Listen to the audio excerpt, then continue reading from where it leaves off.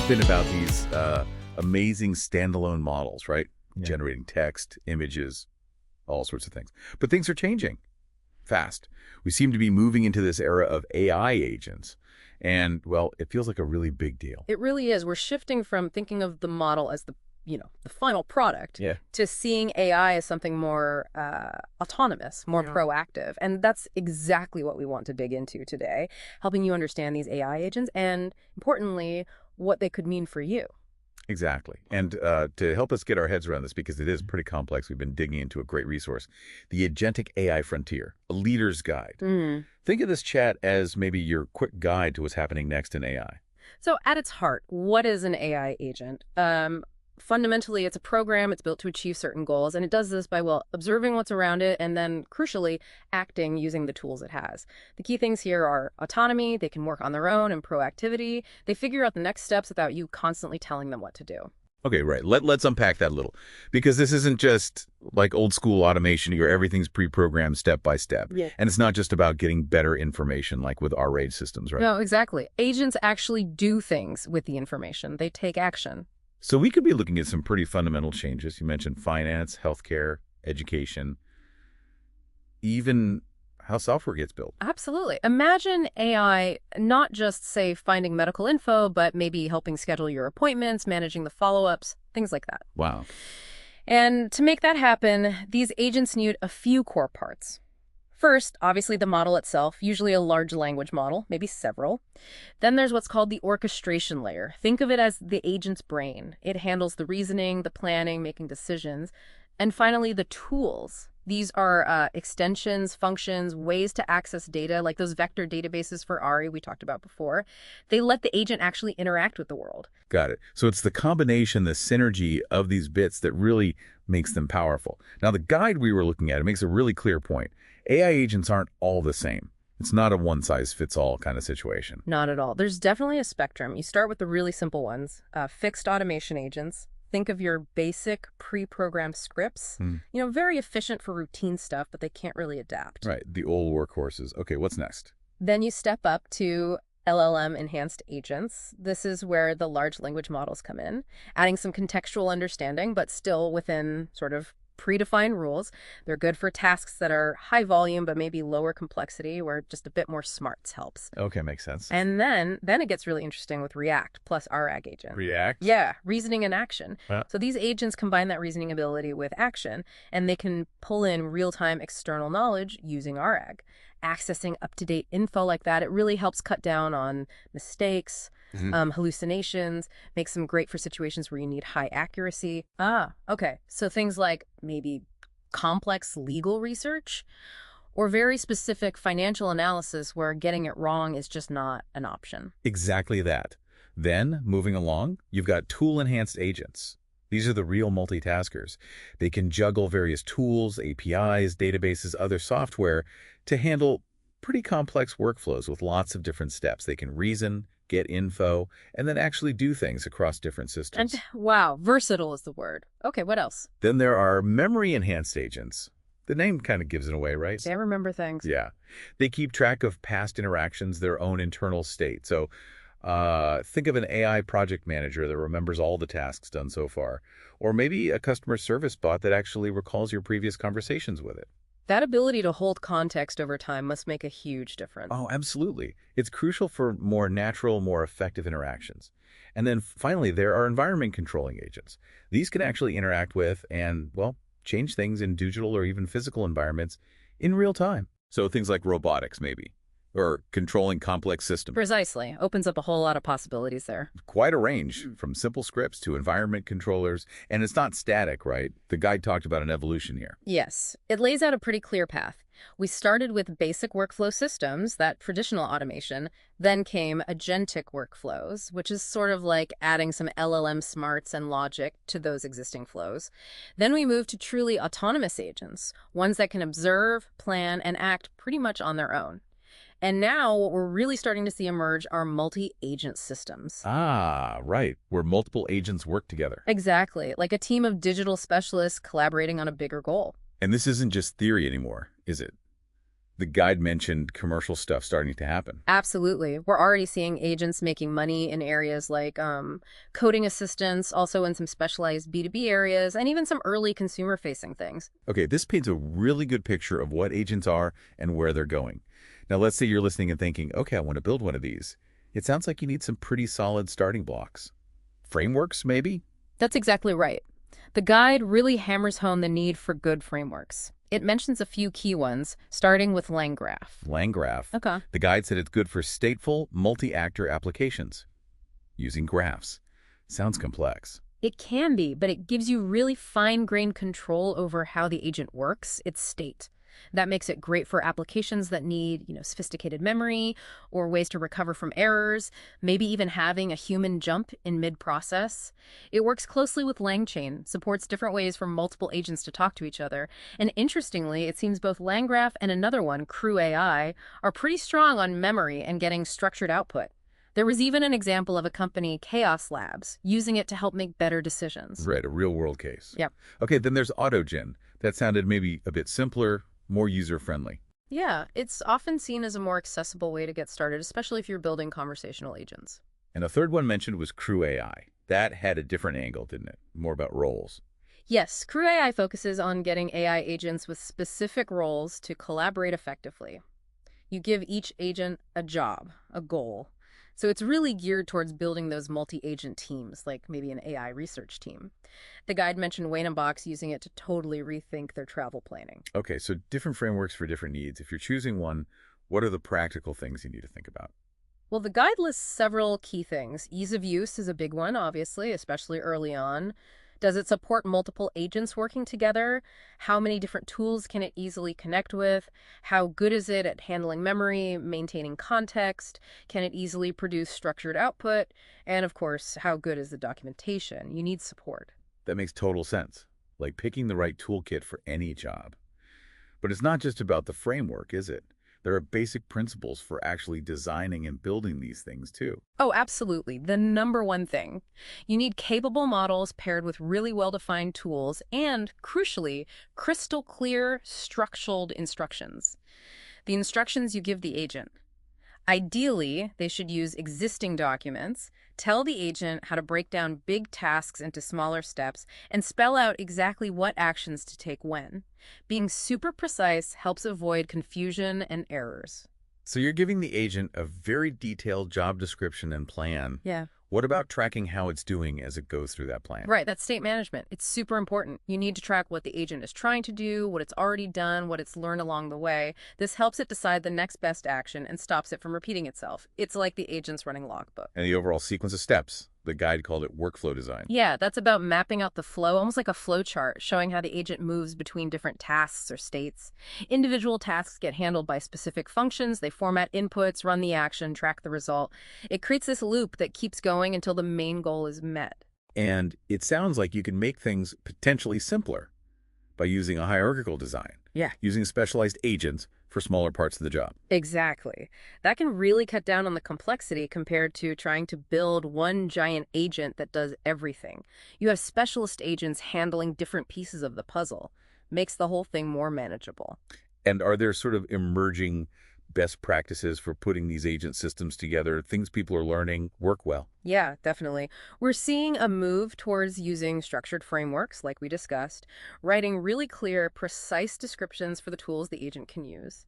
Trying not to overwhelm the agent by giving it too many tool choices at once. That seems important for reducing errors. Also, constantly checking the LLM's output quality, building things in modules, maybe with separate server boundaries, and obviously making sure all the interactions are secure. The guide also warns against going to extremes with something called MCP server design, not too monolithic, not too microservice A. Finding a balance. Okay, lot to think about when you're actually building them. So once it's built, how do you know if it's actually working well? How do you evaluate performance? That's absolutely critical. Evaluation is key for trust and reliability. The guide has a good analogy. It's like checking a new employee's work to build confidence. And unlike just evaluating a standard generative model's output, with agents, you need to understand how it got to the answer, not just the answer itself.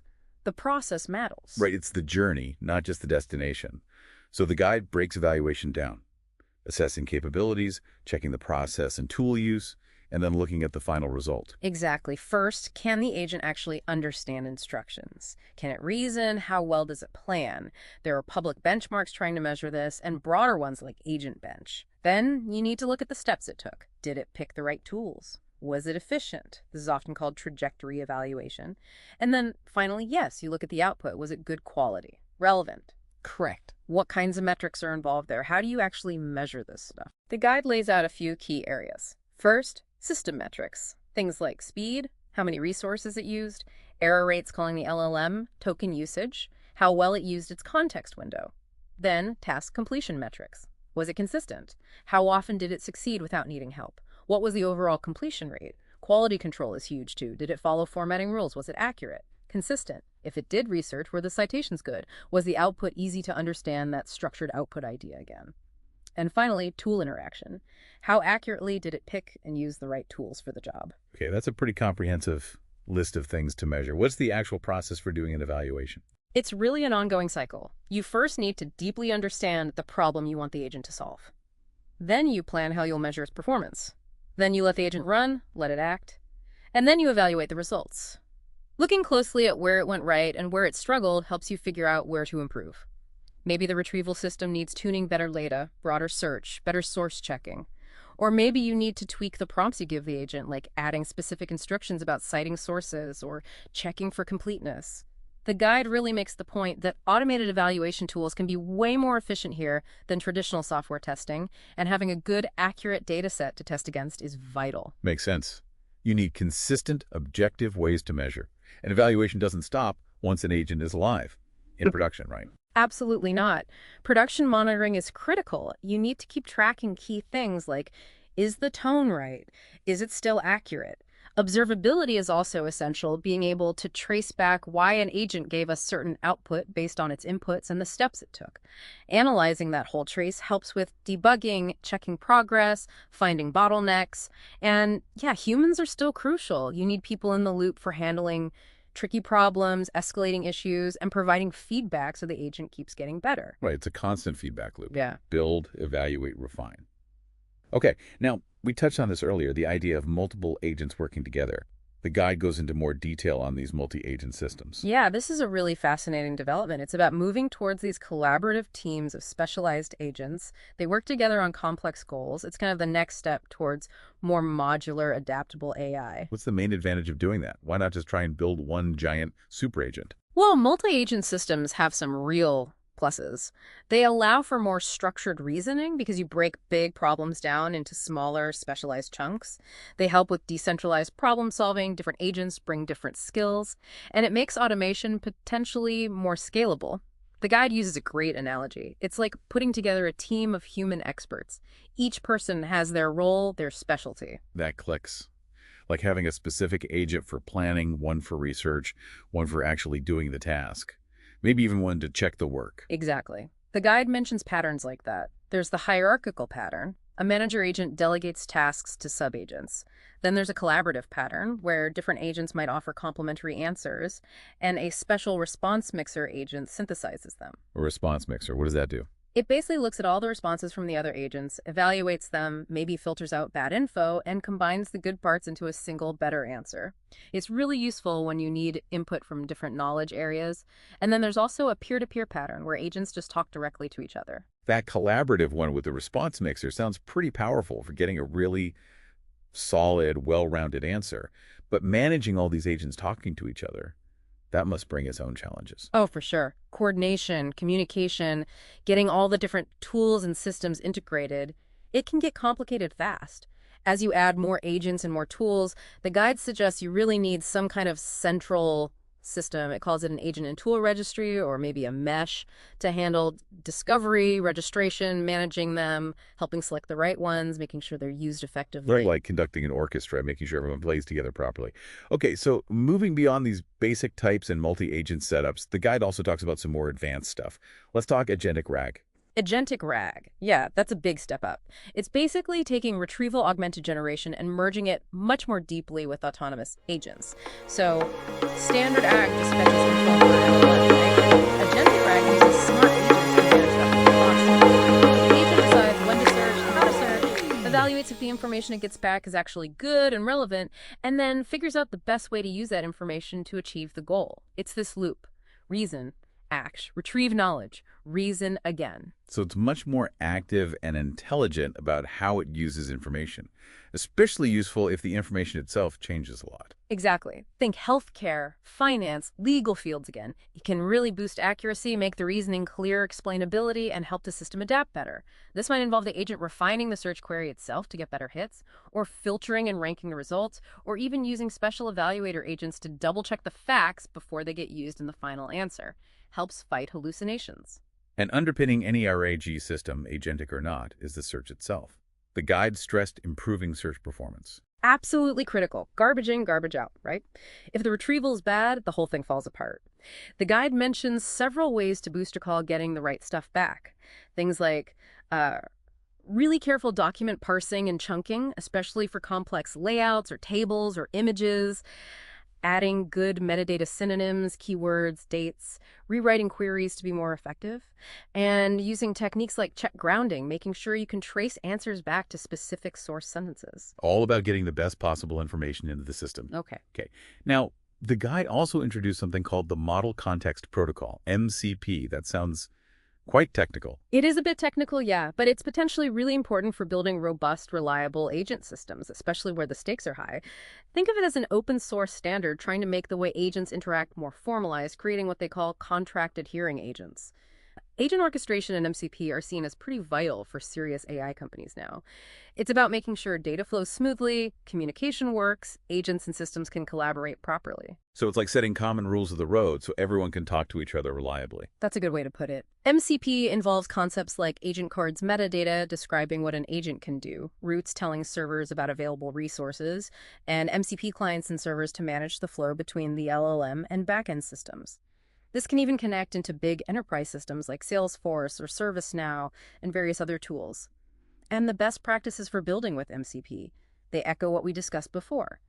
Use structured frameworks, design tools carefully, don't overload the agent with too many tools at once, check the LLM outputs, build modularly, focus on security. It sounds like MCP could be really important for building a more mature, interoperable ecosystem for AI agents down the line. Now, inevitably, as these agents get more powerful and integrated, there have to be risks, right? Challenges. Oh, absolutely. More power, more responsibility, and more potential problems. The guide points out some inherent traits of agents that lead to risks. Things like opaqueness. It's hard to see why they do what they do. Open-endedness, they might do unexpected things. Complexity, just hard to manage. And non-reversibility, some actions can't be easily undone. And these traits can make existing AI risks worse or create new ones entirely. What are some specific worries? Well, there's value alignment. Agents might take actions that don't line up with our ethics or goals, maybe through biased tools or even being deceptive. Data bias could get worse if agents start modifying data sets. Misplaced trust is a big one, people relying too much, or maybe not enough, on them. Unauthorized use, obviously bad actors getting control. Then there are more agent-specific things, like function calling hallucination, making mistakes when trying to use a tool. Privacy and IP risks if agents access sensitive data. The lack of explainability and transparency is a major hurdle. Evaluating them is hard because they're complex and open-ended. Tool calling failures, prompt injection, which can be sneakier than you think, leading to data leaks or hijacking the agent. Even resource overload, where they just consume too many resources. It's a lot. It's quite a list. Makes it really clear we need to be thinking hard about governance and mitigation. Definitely. A layered defense-in-depth approach is needed. The guide really pushes for purpose-built solutions, not just general security. Things like having an integrated governance program bringing data and model oversight together, early risk assessment, constant monitoring and observability, rigorous evaluation with good metrics, trace analysis, focusing on explainability and transparency methods to understand decisions, good documentation, implementing guardrails, hardening prompts, filtering content, blocking bad requests, secure tool integration, runtime monitoring, and crucially, human oversight and feedback loops. Plus, strong data security and privacy practices. Security testing, like using IDER's Atlas framework, is also mentioned. A comprehensive strategy, really. Technology, process, people. Okay. So for an organization listening, thinking about actually implementing agents, Where do they start? What's the path look like? Yeah, the guide stresses this isn't just a tech rollout. You have to reshape processes, have a clear plan. CIOs need to focus first on the process and the value, then figure out how agents fit into the different layers of their systems, where users interact, where actions happen, where insights come from, where the data lives. And getting the actual technology, what are the options there? The guide talks about three main ways. One is high-value use cases, specialized apps that might already have agents built in for specific tasks. Second, core functional platforms, think your big ERP or CRM systems, starting to add agent capabilities. And third, custom agentic AI platforms, which are more focused on the reasoning part and integrating smoothly with the tools you already have. How you deploy can vary too. Self-contained within one app, hybrid across some layers, or fully custom with agents from different places working across everything. And the steps to actually make it happen. First step, really prioritize the process and the value. Find those workflows dynamic, complex, data-heavy ones where agents could make a real difference. Then critically, start small and scale. Pilot projects are key for learning. You'll almost certainly need to re-engineer processes to get the full benefit, which means change management. Think about organizational changes too. The role of IT might shift. New high-skill jobs will pop up. Carefully review tech proposals. How will agents really impact costs and timelines? And try to leverage your existing software and data. Agents often work with current tools, and good data management is fundamental. Sounds like a major strategic effort, not just IT plugging something in, but potentially huge rewards. The guide even listed some specific products from big players like IBM and Google in this space. Yeah, the ecosystem is definitely growing. IBM has things like a software engineering agent, watsonx Orchestrate, watsonx.ai, and their watsonx.governance platform for managing it all. Google has Google Agent Space, Notebook LM Enterprise, various Vertex AI services for search, RAG, evaluation, database tools, connectors, API management, and their model garden. The idea of AI wrappers to securely connect internal services to outside APIs also comes up. Right, the big tech companies are clearly investing heavily here. So pulling back for the big picture, Yeah. what's the future look like as this agentic AI stuff becomes more common? Well, the guide ends on a pretty bold note. It suggests agentic AI could be as transformative as the internet was, creating new winners, new losers.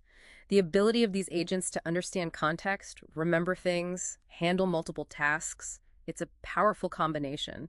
We're already seeing mentions of agentic AI shooting up in corporate documents just this year, and they expect parabolic growth in investment next year. Huge productivity potential. It could really fuel that do-it-for-me economy. Imagine your own personal bot helping you choose financial products, maybe even negotiating for you. While a lot is still experimental right now, it's clearly moving towards real scale.